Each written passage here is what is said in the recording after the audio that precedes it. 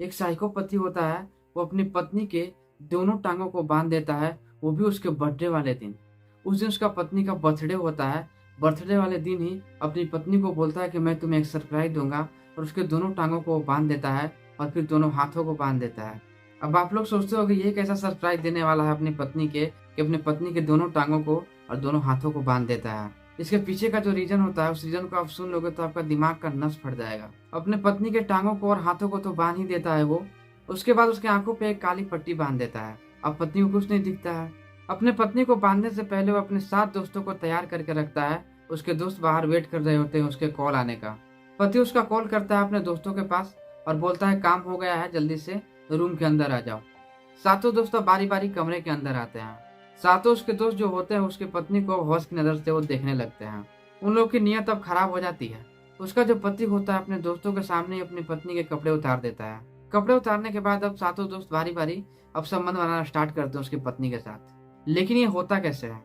आखिर उस साइको पति के दिमाग में ऐसा कौन-सा बात आता है कि वो ऐसा सोच लेता है कि मेरी पत्नी के साथ मैं अपने दोस्तों को ही संबंध बनाने के लिए बोलूँगा। कहानी को समझने से पहले आप दोनों का नाम पहले जान लेंगे तो कहानी समझने में आसानी होगी। पति का नाम विवेक होता है, पत्नी का नाम पिंकी होता है। कहानी में आगे बढ़ने से पहले वीडियो को लाइक करके चैनल को सब्सक्राइब जरूर से कर लेना। हमारी अभी एक कलयुग सीरीज स्टार्ट हो चुकी है जो कि सिर्फ हफ्सी लोगों पर ही बनती है। तो वीडियो को सबसे पहले आप वॉच कर सको इससे पहले वीडियो को लाइक करके चैनल को सब्सक्राइब जरूर से कर लेना। और जल्दी से जुड़ जाओ हमारी कलयुग सीरीज के साथ और देखो इस कलयुग में कैसे-कैसे लोग होते हैं, कैसे-कैसे हफ्सी लोग होते हैं। ये जो मैं कहानी आपको सुना रहा हूँ, ये कहानी छत्तीसगढ़ की है। पति विवेक और पत्नी पिंकी की काफ़ी धूमधाम से शादी होती है। कोई कसर नहीं छोड़ी जाती है, काफ़ी धूमधाम से शादी होती है। फिर शादी होने के बाद वो लोग छत्तीसगढ़ शिफ्ट हो जाते हैं। उन दोनों का लाइफ ठीक-ठाक से ही कट रहा था, सब सही चल रहा था। वो लोग का संबंध भी साथ में बनता है, सारा कुछ सही ही होता है। लेकिन पिंकी बहुत खूबसूरत होती है, ये बात वो बार-बार ज़ाहिर करता है। विवेक बार-बार बताता है कि तुम बहुत ही खूबसूरत लगती हो, तुम एक एश टॉय जैसी लगती हो।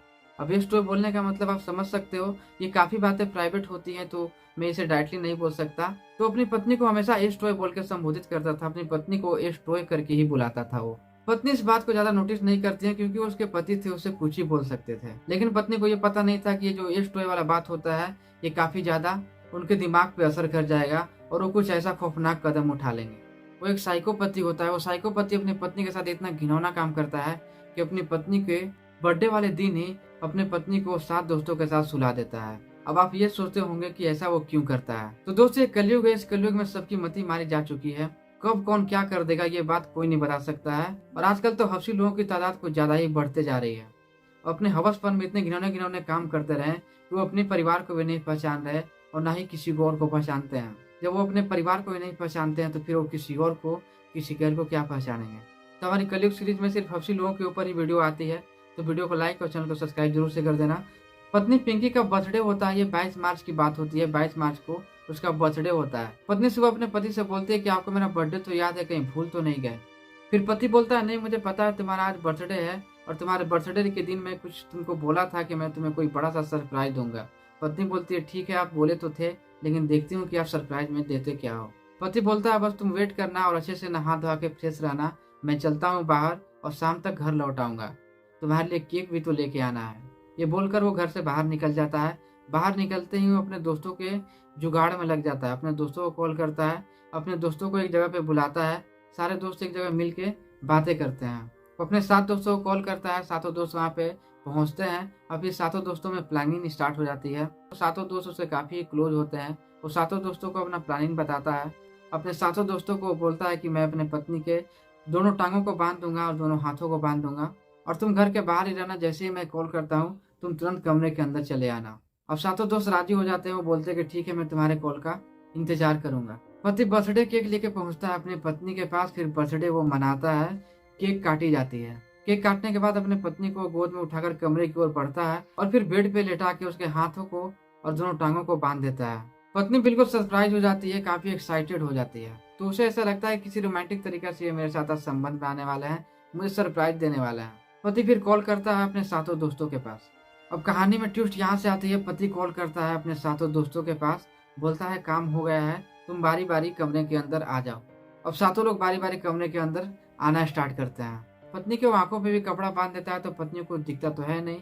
उस मासूम पत्नी को क्या पता था कि मेरे साथ 7 लोग संबंध बनाने वाले हैं। अब बारी बारी उसके सातों दोस्त उसकी पत्नी के साथ संबंध बनाते हैं।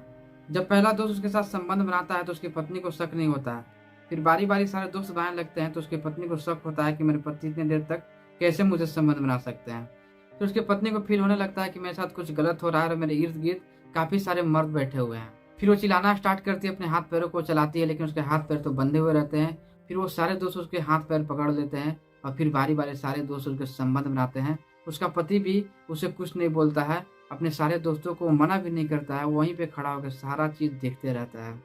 इस कलयुग में कैसे कैसे इंसान है। उसकी पत्नी रात भर चीखती रही, चिल्लाती रही, रोती रही, बेबस थी और वो सारे हफ्सी लोग उसके साथ बारी बारी संबंध बनाते रहे। उसका पति वहीं पे खड़ा होकर सारा चीज देख रहा था। उसका पति ये सब एंजॉय कर रहा था। इस कलयुग में कैसे कैसे लोग भरे पड़े हैं ये तो बताना बहुत ही मुश्किल हो जाएगा। ये कोई नहीं बता सकता है कि कब कौन क्या कर देगा।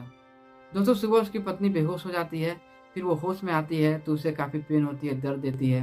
अपने पति से वो कुछ नहीं बोलती है। अब तक तो उसे पता ये चल ही चुका था कि उसका पति एक साइको है। वो अपने पति के सर पे धड़ाम से कोई बड़े से चीज से वार करती है, जिससे कि उसका पति वहीं पे बेहोश हो रहता है। उसके सर से काफी ब्लडिंग स्टार्ट हो जाती है। उसे उसी हालत में छोड़ के वो अपने घर निकल जाती है। और करती भी तो क्या करती, घर जाती है, सारी चीजें अपने पिता को बताती है, अपने फैमिली में सारी चीजों को रखती है। उसके पिता तुरंत उसका तलाक करवाने की तैयारी करते हैं और फिर पिंकी की उसके साथ तलाक हो जाती है। हालांकि वो पति तलाक के लिए राजी नहीं होता है। वो काफी रोने लगता है, बोलता है कि तुम मुझे यूं छोड़ के मत जाओ, लेकिन वो बेशर्म आदमी किस मुंह से उसे बोल रहा था कि उसे छोड़ के मत जाओ। दोनों के बीच में तलाक हो जाता है। उसकी पत्नी अब एक तलाकशुदा जिंदगी व्यतीत कर रही होती है अपने घर पे ही। दोस्तों काफी रिसर्च करने के बाद मैं ऐसी कहानी आपके लिए ढूंढ के लेकर आया करता हूँ, क्योंकि ये सब सारी बातें दबी हुई रहती है। तो ऐसी कहानी सर्च करने में काफी टाइम लगती है। तो हमारी वीडियो को लाइक करके चैनल को सब्सक्राइब जरूर से कर देना और हमारे साथ जुड़ जाओ हमारी कलयुग सीरीज के साथ। तो ये कहानी यहीं पे खत्म होती है। आप लोग सेफ रहे, सतर्क रहें। तो जल्दी मिलता हूँ किसी ऐसी ही कहानी, ऐसी स्टोरी के साथ।